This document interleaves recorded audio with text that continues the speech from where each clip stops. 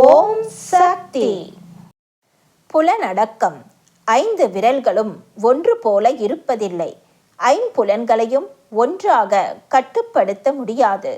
கட்டுப்படுத்த முடியாத அந்த ஐம்புலன்களையும் கட்டுப்படுத்த பழகிக்கொள்ள வேண்டும்.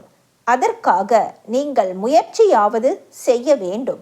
உள்ளத்தில் சல்லடை எண்ணங்கள் இல்லாமல் பார்த்து கொள்ள வேண்டும். உள்ளத்தில் தொய்வு இருக்கக்கூடாது.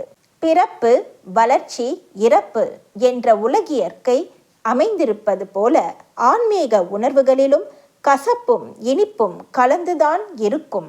காற்றால் அசைவு நிலை ஏற்படுவது போல உள்ளத்தில் பெருகும் அன்பால் ஆன்மா அசைகிறது.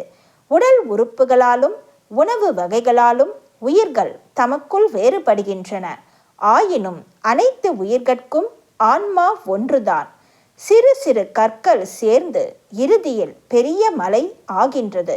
சிறு சிறு பாவங்கள் சேர்ந்து இறுதியில் பெரிய சுமை ஆகிறது.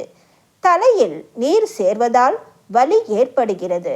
அந்த நீர் வியர்வையாக வெளியேறிய பிறகு உடல் கலகலப்பாகிறது.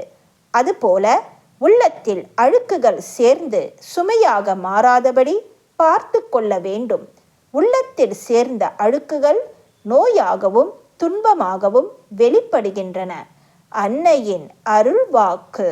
என்னுடைய அருள்வாக்கு என்ற பாத்திரத்தை பயன்படுத்தி எதிர்கால வாழ்வினை அமைத்து கொள்ள வேண்டும்.